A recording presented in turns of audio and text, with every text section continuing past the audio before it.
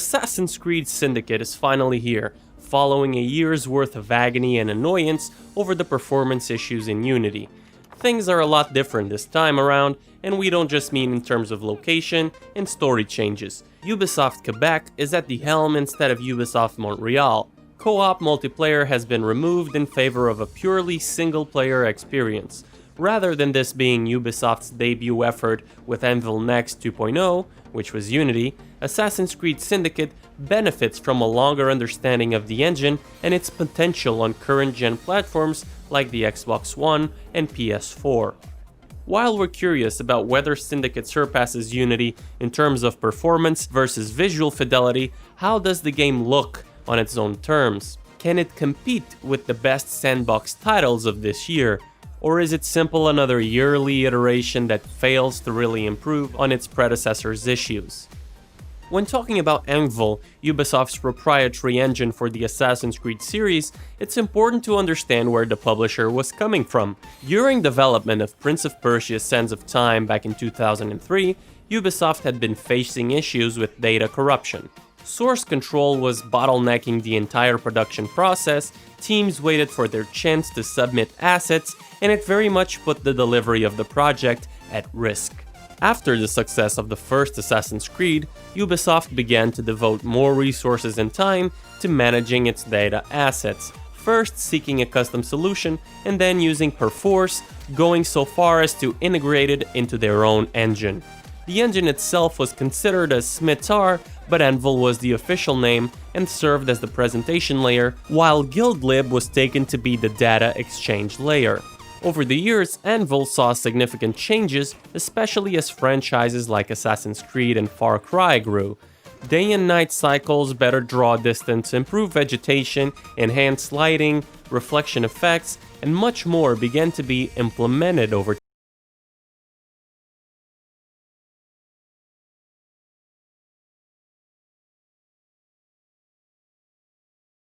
Though, which was introduced in Assassin's Creed 3, and, unsurprisingly, that title had a number of development issues and bugs, and would serve as a sort of template for next-generation ventures with its ability for a more dynamic sandbox, large crowds of real-time NPCs, a more efficient renderer, and more post-processing effects. As time went by, Anvil Next 2.0 sought a different approach of sorts.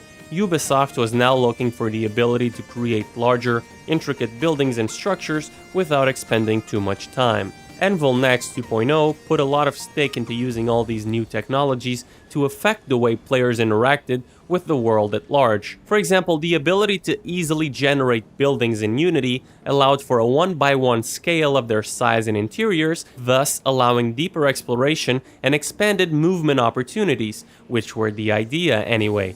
HDR, volumetric lighting, fog, and advanced reflection mapping could be seen in Unity, along with thousands of real-time NPCs flooding scenes at a particular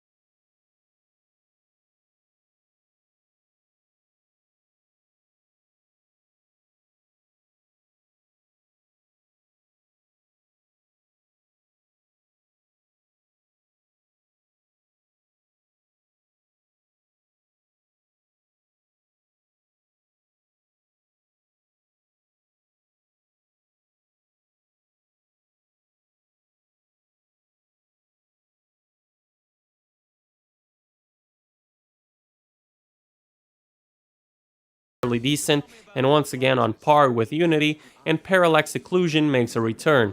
It should be noted that reflections, be it objects or characters' reflections in puddles, are low quality. Overall, while performance is better than in Unity, it's still a bit of a shame that the 30 frames per second frame rate isn't locked.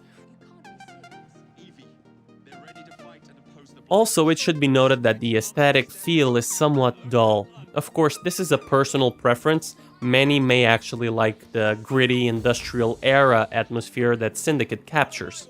Assassin's Creed Syndicate uses much of the same tech as Unity, and it feels like the game the latter should have been. Performance shows a significant uptick, and it will be even better if Ubisoft can lock the frame rate to 30 frames per second in future patches. Though Syndicate performs well, Unity was on a different visual level. It's a case of performance versus fidelity, and the reduced effects do bring better performance, and we can argue against that.